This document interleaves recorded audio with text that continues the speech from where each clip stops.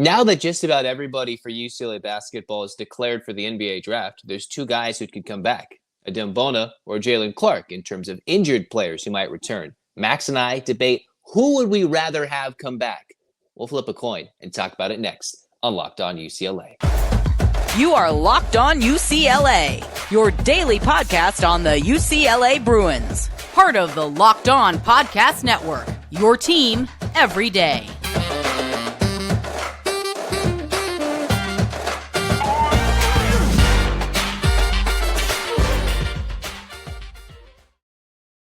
Welcome back once again to the Locked On UCLA podcast. It's Zach Anderson-Yoxsimer alongside Max Kelton today. We're talking lots of hoops and everything in between as we thank you for making this your first listen each and every day. It's free wherever you get your podcast, available on YouTube. Like, comment, subscribe over there. Download wherever you listen to it if it's audio only, and become an everyday listener because we try to talk about just about everything UCLA athletics, and we really get into the nitty-gritty in this basketball offseason. So we're doing something a little different. Who would you rather have? Would you rather have an injured Jalen Clark or an injured Bona return? The twist of this little segment to start the show is we don't know which side of the coin we're going to debate. Max is going to flip a coin. I'm going to call it in the air, and I'm going to choose which player, if I get the coin flip correct, that I want to advocate UCLA should have. And Max will advocate for the other side. And there's no lose-lose, but we're going to have a little fun debate about it. So, Max, you're going to flip the coin. I'll call it in midair, and I'll let you know what it is. You ready, Max? Yep. Heads. It is heads. It is heads. I can't really show you, but yeah. Okay. So you're calling, yeah? Ooh, okay. So either Jalen Clark or Bona. I know you said you had a side you wanted to advocate for, but I will go with Jalen Clark. So I'm going to advocate for Jalen Clark as to why he should return and why, if you had to choose between one or the other, you would go with Jalen Clark. Jalen Clark is one of those guys. I know the lower leg / Achilles injury is somewhat concerning. There's big debate whether he's available to even play in December to mid-January or even down the line this upcoming season. That's all up in the air. But what he showcased on the floor, he could be a tenacious defender, come and improve. I even know you guys in the comments saying, and what we've seen, he needs to improve his jump shot and become more consistent. There's times at the end of the year, he would go and rush his shots in the lane, be a little short, a little long. His road three-point shooting was just not efficient so far this most recent season. And he's made strides in every year. So if he was able to come back for UCLA, you get the best defender in the country back. You have someone who could score double figures per game already in a team that's looking for someone to shoulder some of the offensive load with none of the top 6 returning offensive options returning as of this moment. And then just a solid rebounder and a veteran presence to lead this locker room just on the floor and no Mick Cronin system because there's not too many returners coming back. I don't know your thoughts about that, Max, but I just think Clark would be an excellent choice. If healthy and available, I think I'd want Clark. Sure, you want Clark because he was the best defender in the country, the Naismith Defender of the Year. Let me ask you a question, Zach, though. Was he the best defender in the country on one leg? He got injured in March. That Achilles tear is not going to be healed in time for him to play next season. It just doesn't make sense for him to return and play at the level that we expect out of him, and frankly, the level that on a national level folks expect out of him. So I don't see how that return makes nearly as much sense as the reigning freshman of the year coming back and trying to improve not only his defensive game, but his offensive play as well. And I think that he would be an even better addition for this team because it's a hole that the Bruins need to fill. Fairly deep at that guard position. They've added a few pieces that could maybe subsequent the losses this year. What they haven't added is a big, right? Kenneth Nuba comes back. Matt Gates, he had some questions in the air about him. But Bona was the guy, and a young man who certainly has more to develop in his game. I think it would be a mistake if he doesn't return. And of course, he declared just a day or two ago. But hey, with that shoulder injury, it makes more sense in my mind, and I'm sure that his inner circle is saying something similarly. if you can't get a bag in the first round or so, just go back to school. Enjoy your time as a Bruin in Westwood. That makes sense to me, and I'm hoping it makes sense for Bona as well. Yeah, but Bona, I have to say, a torn labrum. He tried to play in the NCAA tournament, then couldn't play in the biggest game of the year.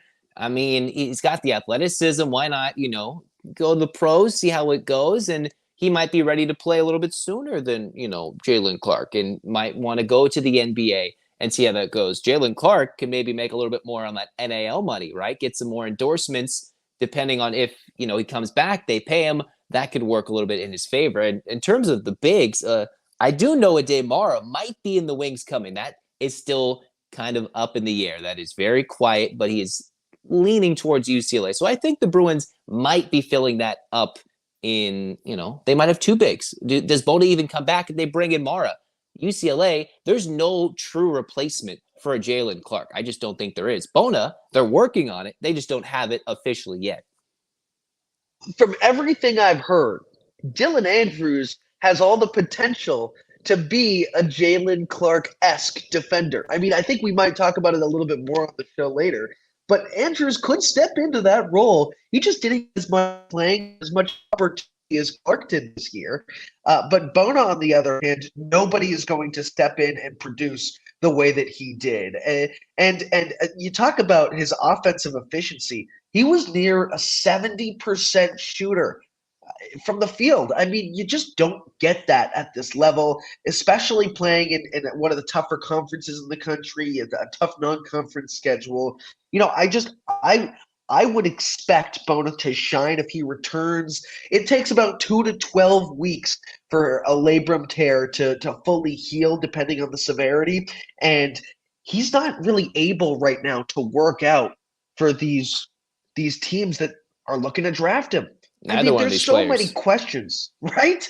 So many questions up in the air. Frankly, in my mind, it doesn't really make sense for either of them to go to the NBA draft, but we're living in a reality where the entire starting lineup has declared, right? So the real question is, which of these players can get more out of returning? And I think Adem Bona has the potential, if he comes back, shines the way that we know he's capable of.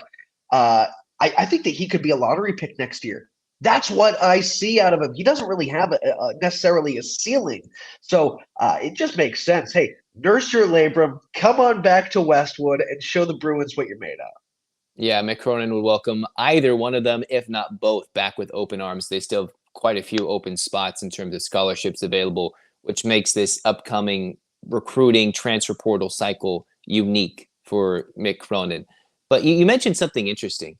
Dylan Andrews and his ability to be Jalen Clark-esque. What does that mean? I'm not sure. Do I agree with it? Yeah, I think he needs a jumper, but we're going to discuss that next. But first, we'll tell you more about Built Bar, because just as this segment is going to be super exciting, something exciting is coming to Built.com, April 22nd. I don't got the details yet, but it's something you don't want to miss. If you know how Built works, you know they're the most incredible protein bars in the world. And when they drop these amazing flavors, they're unreal flavors in limited quantity. All you have to do is go to Built.com, April 22nd. Be the first to discover what the new flavor, the new hype, everything. If you don't want to know, if you know what the new flavor is, I bet you don't. What could it be? It could be some crazy combo. Churro peanut butter cookie almond. Who knows? Go check it out. Use the promo code LOCKEDON15 and get 15% off your order. And check out that new flavor. Built is dropping it on April 22nd. Get over there. Just 2 days from now. Check it out. Cruising on in Locked On UCLA, Zach Anderson-Yoxsimer, Max Kelton, a little healthy debate, but you brought up something that was very interesting, Max. Dylan Andrews and the ability to potentially find the pieces for Mick Cronin to who can replace all the veterans and all the key contributors from last year.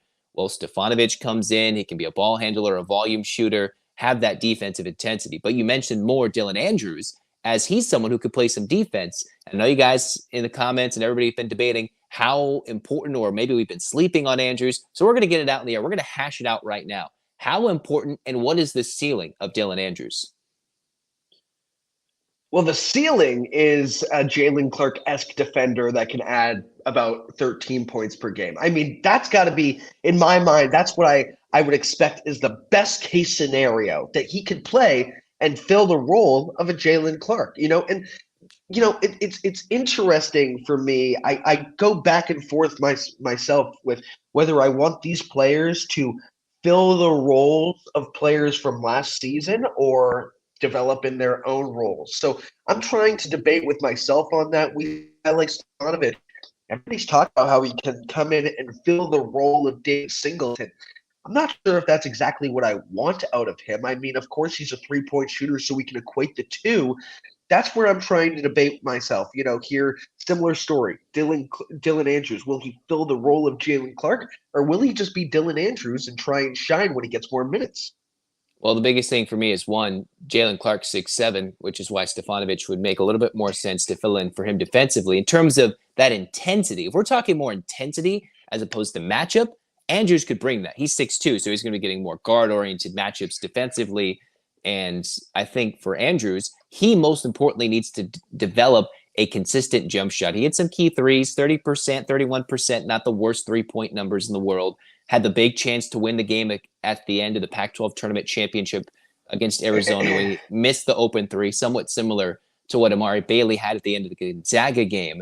But I just think, one, Andrews, he won't bring what Clark did, because Clark could guard 1 through 4 to 5, right? Andrews could bring that intensity, maybe be even more scrappy than Tiger Campbell is defensively, but can he develop the jump shot? That is the one thing that's got me wondering, how much can he bring to the table? Will he be more of a facilitator, run the offense, or how much is Mick Cronin going to rely on the athleticism, which Dylan Andrews has? He had that big dunk, I believe, against Arizona earlier this year when he slammed it down, or Arizona State, I believe, and had the big dunk. It has a lot more athleticism than Tiger Campbell. But can he develop a consistent jumper to go along with his athleticism, and then he can become more of a full, complete player? Well, it's pretty clear that he's not the distributor that Tiger Campbell was, so I just wouldn't expect that out of him. But you know what? Toward the end of this last season, we did see a little bit more of a jump shot out of him, especially from deep. He went 4 for 8 on his last 8 attempts over those last 4 games, and 3 of those were in the NCAA tournament, including and that's in addition to another 2 for 4 performance in that final Pac-12 championship. Sure, he missed that final shot, but I like to think of it as an opportunity for him to exact revenge moving forward. Say, okay, I've been here before. As a freshman, I didn't hit it. Now I know what to do. Now I can calm my nerves. But he was knocking down those three-pointers at the end of the season. And you talk about a third of his three-pointers this season came in those last 4 games. So he was more relied on toward the end of the year. And you could say, hey, that might be because Singleton wasn't the player that he was because of a couple of injuries late in the season. That said, though, Dylan Andrews was a go-to three-point shooter. And I would expect him to move a little bit more deeper into that role moving forward. And I think that this is going to be a team that relies on the three a little bit more than they did this year. So I think Andrews, if he gets the opportunity, could be a terrific 3-and-D player that can add double-digit scoring. That's what I'm expecting and, frankly, hoping for out of this young man heading into his sophomore year. Well, we'll see. Andrews shot 43% from the field, only 31% from 3, 66% from the free throw line as an average scorer of 3.3 points per game. I'm not sure if 3-and-D is exactly his calling this year. I might disagree with you there, Max.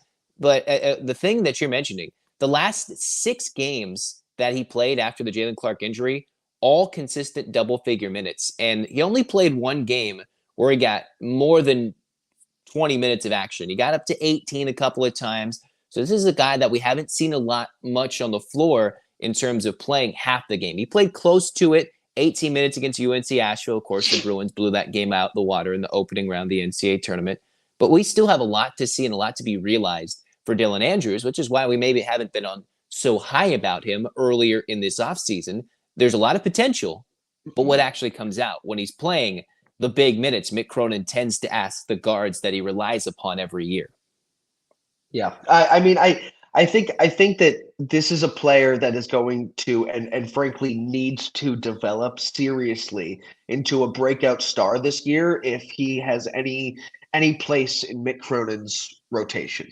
I mean, that's the track for him. That's the expectation. He was a 3-year high school player in Los Angeles, then moved up to Chandler, where he was a star for that team. I'm forgetting the name of the high school, but he was, Compass Prep. Thank you. Compass Prep, who by the way has been a little bit more pertinent as of late after Andrew's transfer and kind of developing that program. But a point for another time. I think that he has a ceiling that could be very, very prolific for this Bruin roster. I just think he's got to crack open that safe and try and find a new gear, and that's what I'm expecting next year.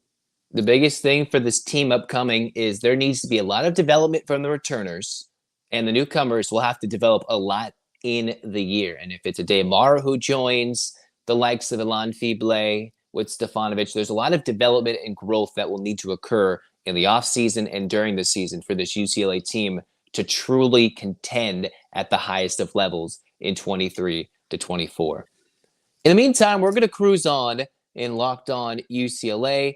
Finally, we're going to talk about UCLA men's volleyball. Max Kelton has called some UCLA men's volleyball games. He's seen John Spera's squad, a team that, quite frankly, other than UCLA softball, might be the closest to competing for an NCAA title this spring, and they're heading into their conference tournament. What is the latest? What are the deets? And what's going to make them good and successful from this part of the season into the upcoming NCAA tournament in a couple weeks? Well, this is a team that it's the next man up mentality, and it's not one player that gets the job done. Each player provides something different, and they have the best shot this year in many years to be a title contender. They've been a top team in the country for years now, and it comes as no surprise under Coach Spera that this team has competed the way that it has. But that said, for the first time since 1995, 12-0 in conference play. And they haven't won an MPSF title since I think it was 2006. So, this team has to get over the hump.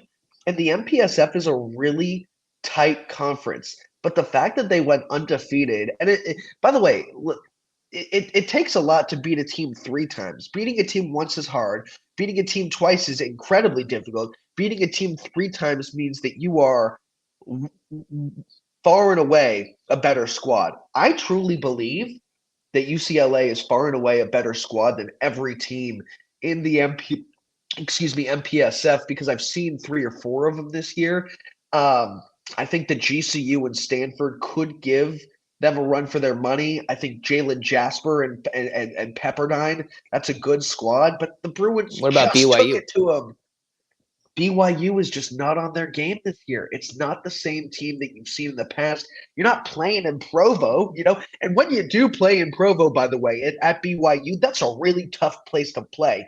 But the Bruins they swept through 12-0 in conference play this season. I just don't see any team slowing them down until they can meet up with a Long Beach State or a Hawaii in the NCAA tournament. And frankly, I think that the Bruins, even then, have a really good shot to take them out and win a title. The other thing, too, is the MPSF over the years has been watered down. Since the Big West became an official sponsor of men's volleyball, they really watered down what used to be a pretty tough MPSF conference, if I'm not mistaken, Max. And if you see that BYU's down, Stanford's only all right. I mean, they're only a few years past trying to get rid of men's volleyball. SC's way down. You've got Concordia, who's not even a D1 program. They have in men's volleyball, they can have D2 schools play at the D1 level and compete for championships. So you can just see what they're going against. And when you're that good, and at the moment, and what it normally is in men's volleyball, it's very top heavy. And UCLA is one of those top 2 or 3 contenders that should win the championship this year and should win this MPSF tournament running away, if I'm not mistaken. In my eyes, I think it's between 4 teams. I think it's Hawaii and Long Beach out of the Big West, Penn State, and UCLA.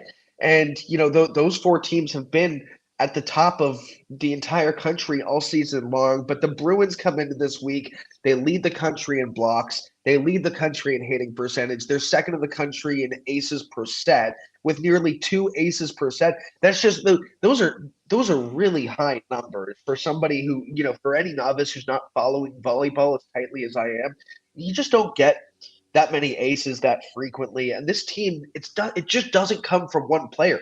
They have 4 players in the top 10 in aces per set. So it seems like anytime somebody steps behind that back line, they cause havoc and set up teams out of system. So it makes teams just kind of out of their rhythm, a little bit more difficult to get points against this Bruins squad. And look, they played 12 matches against MPSF teams this season, won each one of them, won 3 separate sets. They swept over Stanford in 2. They swept over BYU, swept over USC, right? They lost 1 set to GCU, who was, by the way, best GCU team we've seen in years. And they lost 2 sets in consecutive days to Pepperdine, who has the best hitter, I think, Jalen Jasper, in the entire country. Aside from that, the Bruins have been just dominant. Nobody has their number. And I have been really impressed with Andrew Rowan running this offense. How about a freshman stepping in after he didn't start the year as the starting setter? Just has been magnificent. I mean, you can't say enough about that guy and how he has been a great addition to this offense led by Ito David Champlin, Merrick McHenry. I mean, top to bottom, Guy Gaddis. This is a team that is just so good in so many places, and I think even its second unit might have a really good chance to win the MPSF title. So, hey, I would put my money where my mouth is. I think the UCLA Bruins are not only NCAA tournament bound, I think it's going to be with an MPSF championship title under their belt as well. Well, we'll find out more about UCLA men's volleyball. I believe the MPSF tournament starts today, April 20th, if I'm not mistaken. And the Bruins, they look pretty set on competing this year for something greater than just a simple conference tournament or conference regular season title. But that's going to do it for us here in Locked On UCLA. We'll talk a little bit more football. They're past the halfway point in terms of spring practices. They've got more basketball news. At some point, we got to figure out who's going to fill out this roster for Mick Cronin. Women's basketball is doing big things. Softball's doing big things. We've got all sorts of content. We'll talk more baseball as well. That's why you've got to become an everyday listener of the Locked On UCLA podcast. Thanks for your support. Follow the show at Locked On Bruins. Download and subscribe to the audio versions of the show wherever you get your podcast, or subscribe on YouTube and like each and every show. Comment below. Jalen Clark or Bona? Is Andrews the answer? Yes or no? Do you believe in UCLA men's volleyball? Do it all, and thanks for your support. This has been Locked On UCLA. For Max Kelton, I'm Zach Anderson-Yoxsimer. Hands up, 8 clap time, baby. And 1, 2, 3, 4, 5, 6, 7, 8. UCLA. UCLA. Fight, fight, fight. This has been Locked On UCLA. Go Bruins.